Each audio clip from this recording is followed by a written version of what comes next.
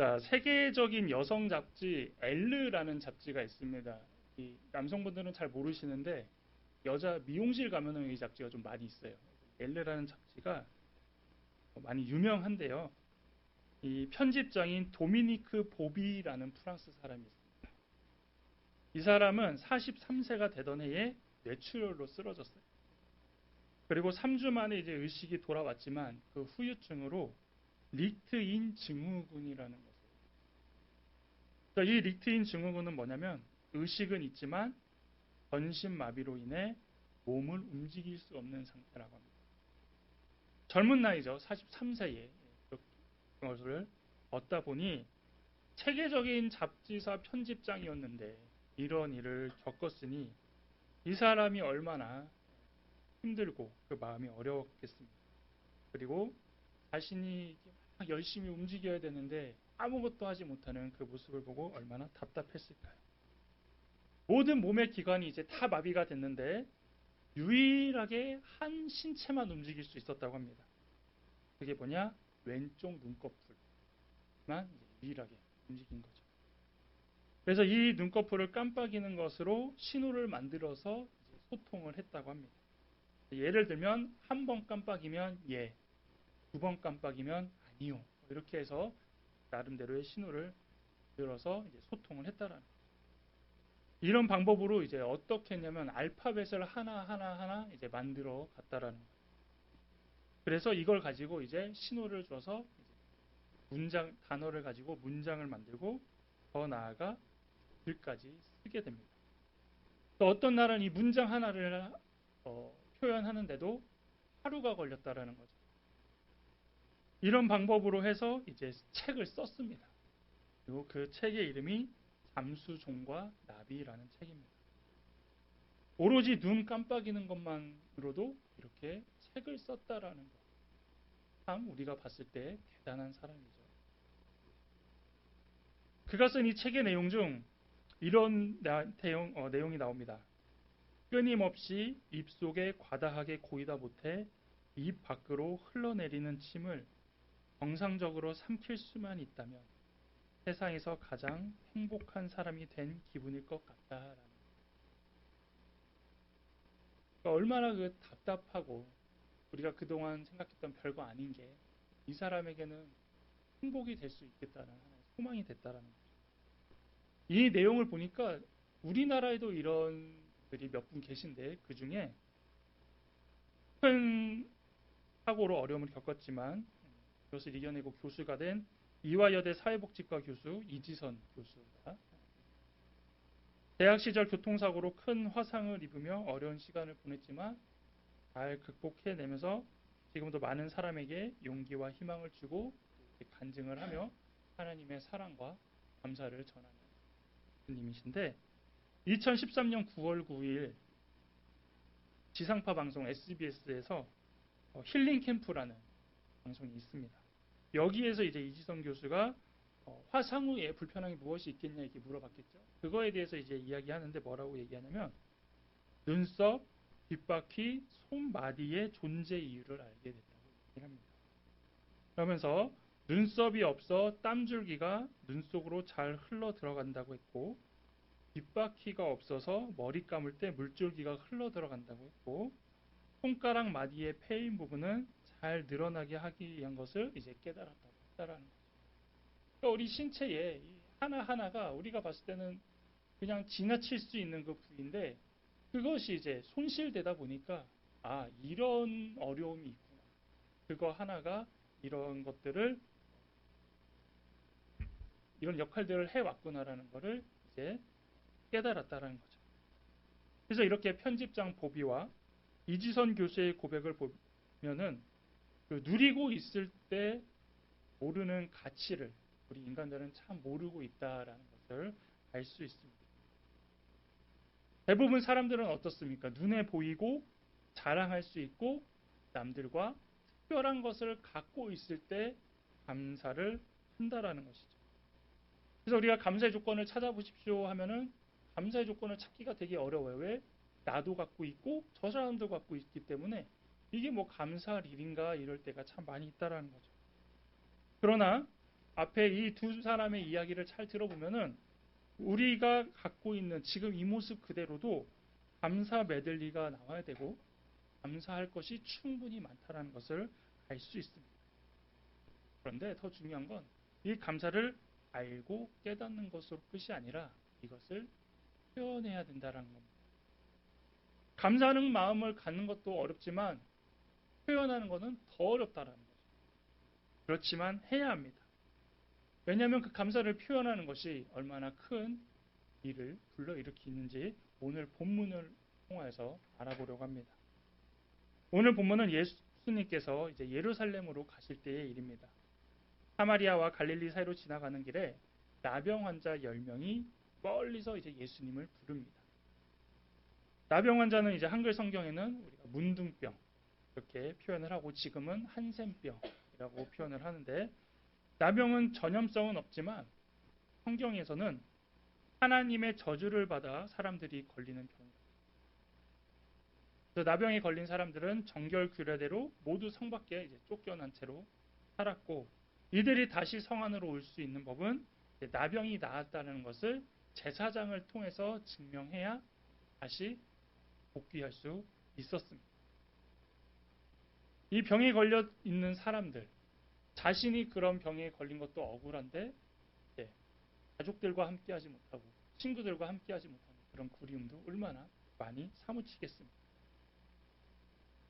코로나도 우리가 다 이제 한 번씩 겪어보셨지만 그 격리라는 시간 1주, 2주, 뭐 초창기에 뭐 한 달까지도 이렇게 있었는데 이 같이 할 수 없다는 게 얼마나 막 외롭고 힘드나요? 물론 이제 핸드폰 보고 계속 TV로 넘어갔지만 또 그거랑 다르잖아요. 이걸 막 얘기할 수 없고 그런 답답한. 근데 나병 환자들은 그 기한이 없다라는 거예요. 이게 언제까지 그렇게 그들이 살아야 되는지 몰랐다니까 이게 얼마나 삶이 고달팠겠습니까? 그리고 이제 이것이 치유되지 않으면 그냥 결국 그 상태에서 계속 죽게 된다라는 거예요. 그래서 이 나병이라는 것이 낫는 확률보다 죽는 확률이 더 높았기 때문에 나병 환자들은 낫는 희망을 갖기보다는 그냥 언제 죽을지 기다리는 것이 더 빨랐던 사람들입니다. 근데 이제 거리가 얼마나 떨어져 있는지 모르지만 멀리서 이제 예수님하고 제자들이 지나가는데 10명이 큰 소리로 예수님을 부릅니다. 13절입니다. 소리를 높여 이르되 예수 선생님이여 우리를 불쌍히 여기소서 하거늘. 지금 이들이 외치는 것도 쉬운 상황이 아니에요. 왜냐하면 나병의 증상이 뭐냐면 귀, 코, 입들 돌출된 살들은 다 썩어져 가고 있고 우리가 생각하는 것처럼 이렇게 쉽게 소리를 낼 수 있는 상황이 아니라는 거죠. 그럼에도 불구하고 자신들이 낼 수 있는 모든 걸 동원해서 최대한 예수님을 불렀다라는 겁니다. 그리고 지금 이게 하나의 기회라는 거예요. 이 기회 놓치면 안 된다라는 그 마음과 간절함이 있어요. 이들은 한 마음으로 예수님을 불렀습니다. 예수님은 그 소리를 들으셨고 그들의 외침을 외면하지 않으셨습니다. 그리고 와서 이렇게 말씀하시죠. 14절입니다. 보시고 이르시되 가서 제사장들에게 너희 몸을 보이라. 예수님 되게 쿨하게 말씀하셨어요. 부르니까 와서 뭐 물어보지도 않아요. 왜냐하면 이제 뭐 벌써 뭔가 문제인 걸 아니니까. 근데 이 나병의 치료가 뭐라고요? 누구한테 확인을 받아야 된다고요? 제사장한테 확인을 받아야 되니까 바로 그냥 제사장한테 가 보여줘 이렇게 말씀하신 거예요. 대부분 우리가 병 고치는 모습은 어떻습니까? 뭐 손을 얹는다든지 기도를 한다든지 그리고 어떻게 되길 원하냐고 이렇게 물어본 다음에 대부분 해주셨는데 여기서는 그런 과정이 아예 없습니다. 그리고 낫게 해주고 니네 이제 다 나았어 가서 보여줘 이게 아니라 그냥 가서 있는 모습 그대로 가서 보여주라고 한다라는 거죠. 그럼에도 나병 환자들은 또 이 말을 들어요. 한번 살펴봤을 거 아니에요. 내가 뭔가 나았나? 제사장한테 가도 되나? 이런 거 확인 없이 그냥 예수님의 말씀에 순종해서 모두 우르르르 10명이 이제 제사장한테 갑니다. 자, 근데 이 가고 있는 가운데 어떤 일이 있냐? 처음에는 이제 변화를 잘 몰랐겠죠. 그렇지만 제사장으로 물론 거리는 어느 정도인지 모르겠지만 제사장에게 10명이 가고 있습니다. 근데 오늘 말씀에 이제 어떻게 나타나냐면 가는 도중에 병이 치유된 것으로 보여집니다. 그래서 일행 중 한 사람이 이 사실을 깨닫고 하나님께 영광을 돌립니다. 네, 이제 여기서 문제예요. 이 사람이 그것을 했다라면 주위의 9사람도 이제 자신의 몸이 나았다는 걸 알았겠죠. 자, 그렇다면 이 상황에 이 10명은 이제 누구한테 가야 될까요? 자, 1번 빨리 제사장에게 가서 완치된 것을 알려야 다시 생활할 수 있기 때문에 가던 길로 제사장한테 간다. 2번 일단 가장 좋은 소식이잖아요. 내가 다 나았잖아요. 그러면은 좋은 소식은 가장 누구에게 알리고 싶어요? 그렇죠. 가족에게 가거나 친구에게 가서 얼굴을 보여준다. 3번 무엇보다 이렇게 낫게 해주신 예수님께 가서 인사를 전한다. 여러분은 몇 번을 선택하겠습니까? 예, 이게 교회에서 내는 문제의 단점이에요. 무조건 이제 우리는 3번을 생각하는데, 근데 인간적인 생각이라면 제가 얘기한 1번, 2번도 선택하지 않으시겠습니까? 근데 이제 오늘의 이 주인공은 바로 3번. 하나님께 영광을 돌린 사람은 가족도 제사장이 아닌 먼저 다시 예수님을 찾아갑니다. 그래서 예수님을 찾아온 사람은 오직 한 명뿐이라고 오늘 말씀하고 계시죠. 그래서 우리는 이 모습을 보고 다른 9명은 양심도 없다, 너무했다, 은혜도 모른다 라고 생각할 수도 있어요. 그러나 그들이 예수님을 찾아가지 않았을 뿐이지 또 한편으로는 감사하는 마음은 갖고 있을 수 있었다라는 거죠. 또한 이 9명이 정말 내성적이어서 표현할 수 없어서 부끄러워서 또 빈손으로 갈 수 없으니까 뭐 지금 말고 다음에 가야지 뭐 이런 마음을 가졌을 수도 있을 것이고, 또한 예수님을 찾아서 감사의 표현을 안 했을 뿐이지 나름의 또 감사도 했을 것이다라는 뭐 다양한 생각은 우리가 가져볼 수 있겠지만, 중요한 것은 뭐냐면 감사는 표현하는 것까지 나타내야 이루어진 것임을 오늘은 알 수 있다라는 것이죠. 근데 우리도 이런 부분을 참 많이 놓치고 살아갑니다. 부부 관계에서, 또 부모님과 자녀 관계에서, 스승과 제자 관계에서, 또 사회생활을 하다 보면 감사하는 마음이 들 때가 있죠. 근데 그런 마음은 많이 갖지만 그것을 표현하지 못할 때가 많이 있고, 또 내 마음과는 다르게 표현될 때도 있다라는 것입니다.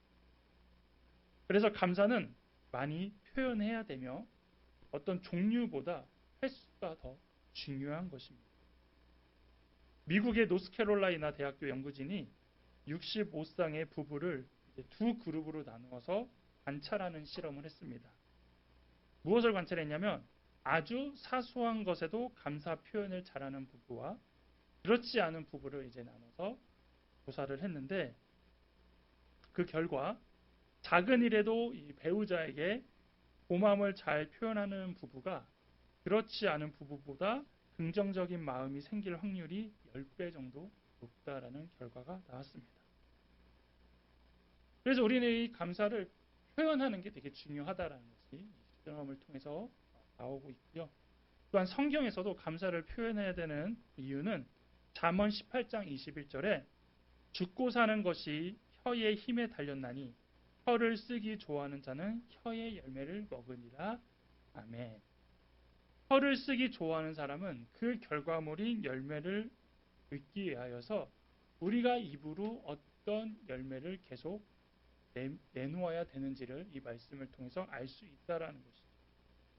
또한 하나님께서도 어떻게 말씀하시냐면 내 귀에 들린 대로 내가 너희에게 행하리라라고 말씀하십니다. 그렇게 우리가 입술로 불평과 불만을 줄이고 기쁨과 감사를 표현하는 이유가 이것으로 우리가 알 수 있다라는 것이죠. 또한 작은 감사라도 표현을 해야 하는 것이 무엇이냐면 우리가 작은 감사를 표현할 때 더 큰 감사의 조건들이 계속 우리에게 생겨난다라는 겁니다. 과거 제가 청년부 자매들을 신방할 때에, 그리고 이제 뭐 청년 시절 이제 자매들하고 얘기할 때 그때 제일 얘기하는 게 뭐겠습니까? 뭐 연애 얘기, 사랑 얘기. 그래서 연애는 못했지만 연애 상담을 되게 잘했거든요. 그러면서 이제 자매들이 이제 얘기를 하면은 사랑받는 법을 알려줬습니다. 그래서 작은 것에도 감사함을 표현할 줄 알아야 여자는 사랑받을 수 있다. 왜냐하면 남자들은 주는 존재거든요. 일반적으로. 되게 주는 걸 좋아해요. 그리고 최영선 집사님 주는 거 되게 좋아하시잖아요. 저도 이렇게 주는 거 되게 좋아합니다. 근데 이제 여자들도 또 주는 것도 이게 있지만 또 받는 거 되게 좋아해요. 작은 거 하나 갖다 주면 되게 좋아하고, 제 아내는 너무 좋아해요. 제가 뭘 줘도 다 좋아해요. 그렇게 얘기해야죠.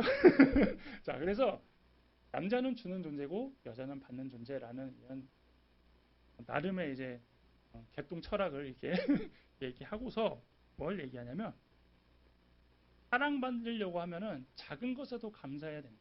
예를 들어 어느 날 남자친구가 뭐 장미꽃 하나를 사왔어. 그럼 이거에 대해서 감사해야 된다는 거죠. 웬일로 꽃을 사왔어? 되게 이쁘네.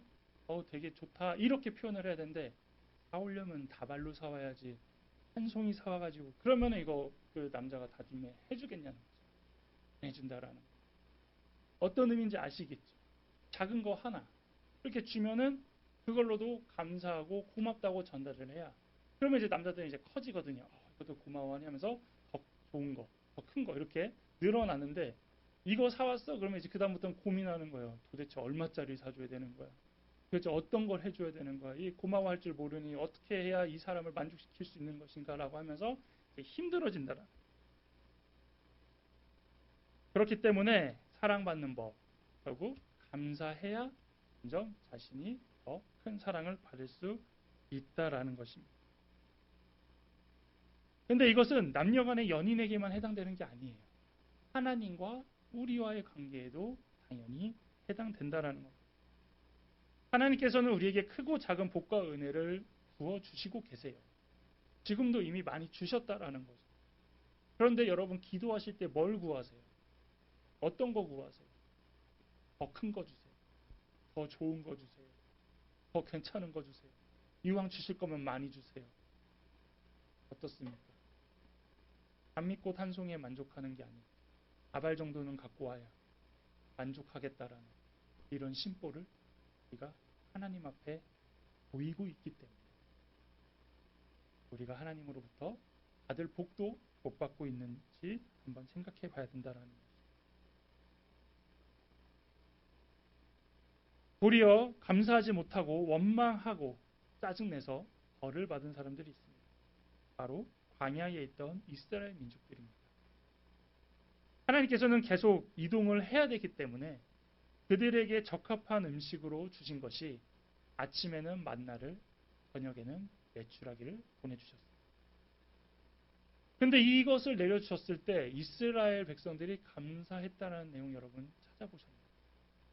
여러분도 생각하기에 당연히 이거는 주셔야 먹고 살아야 되지, 그 생각을 갖고 계시지 않냐는 겁니다.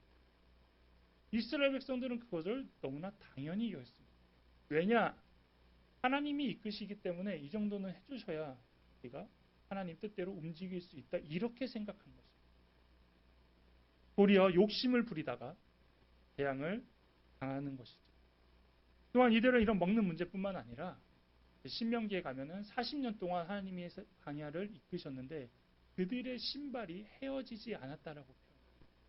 즉 불기둥과 구름기둥으로 보호해 주셨다라는 거예요. 근데 이것도 너무 당연하게 여겼다는 거예요. 광야에 있으면 이 정도는 있어야 우리가 안전하게 지내고 거기 갈 수 있지 않겠냐, 이런 마음을 갖고 있었다라는 거예요. 그래서 그들이 하나님께 감사하는 모습은 굉장히 인색했습니다. 그래서 그들은 항상 감사 대신 불평을, 감사 대신 원망을, 감사 대신 화를 냈고 결국엔 약속의 땅 가나안에 들어가지 못했습니다. 하나님께서는 이스라엘 백성들을 선택하셨고 그들을 사랑하셔서 약속하신 대로 애굽에서 출애굽시켜 젖과 꿀이 흐르는 가나안 땅으로 이주하는데, 이 뭘 해줘도 감사를 하지 않으니 하나님께서는 더 이상 그들을 책임지지 않으셨다는 겁니다. 또한 이제 반대로 구약에서 가장 하나님께 감사한 사람은 다윗입니다. 그렇다면 신약에선 누굴까요? 신약에선 바울입니다. 바울이 데살로니가전서 5장 18절에 범사에 감사하라.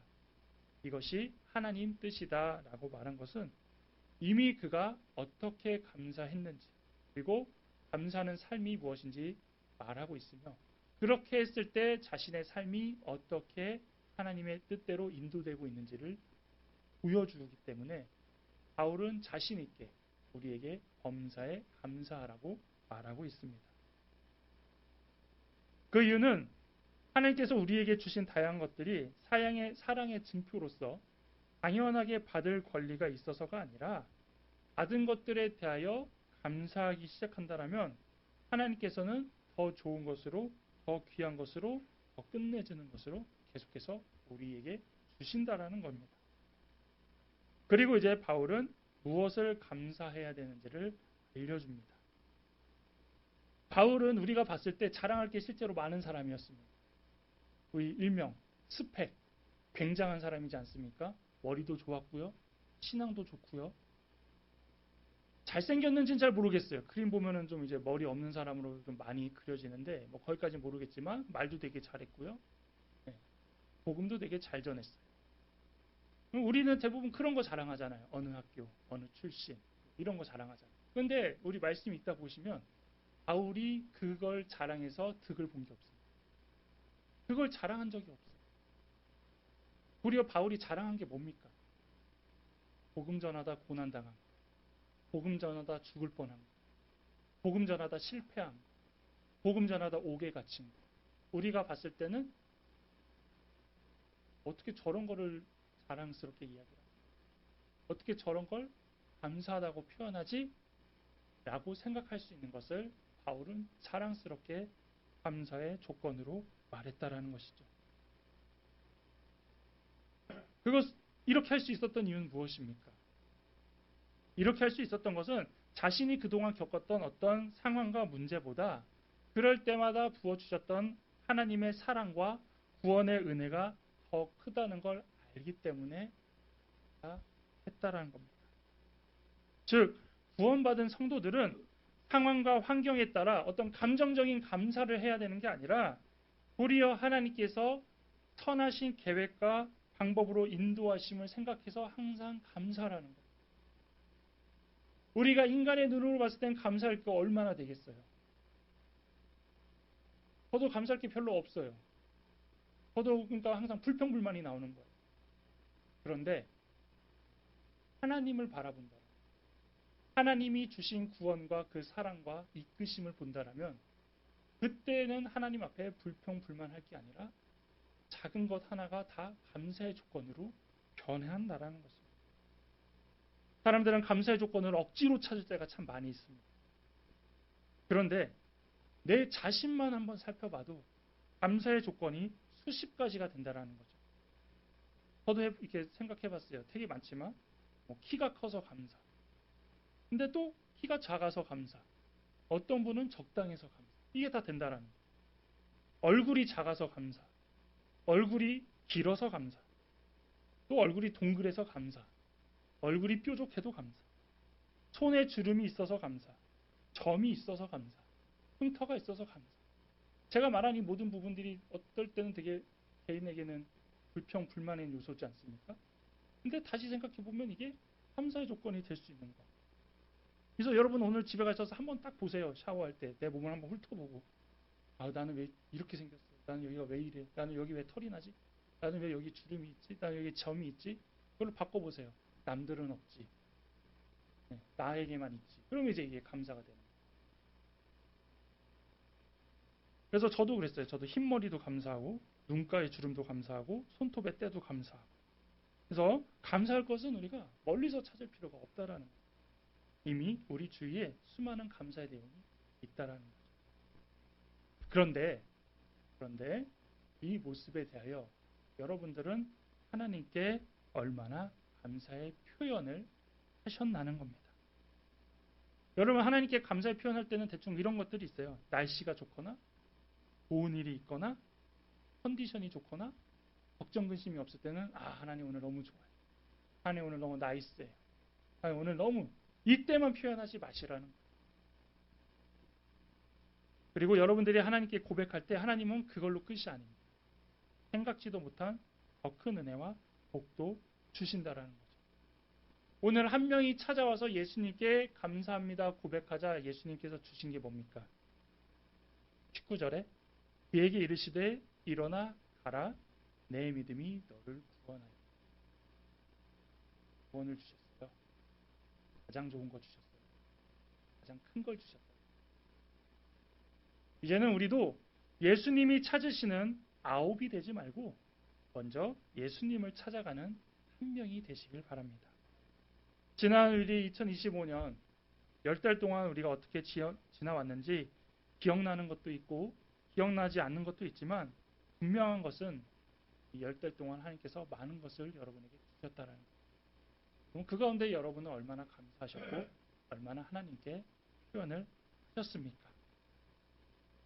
생사와 복을 주관하시는 하나님께서 오늘도 우리 모두를 이 자리에 한 명도 빠짐없이 불러 모으셨다는 것. 이거 자체도 우리가 감사의 고백이 될 수 있습니다. 그래서 감사는 안 할수록 손해입니다. 그렇기에 언제나 하나님께 감사를 표현하며 하나님을 기쁘시게 하는 여러분 되시기를 바라겠습니다.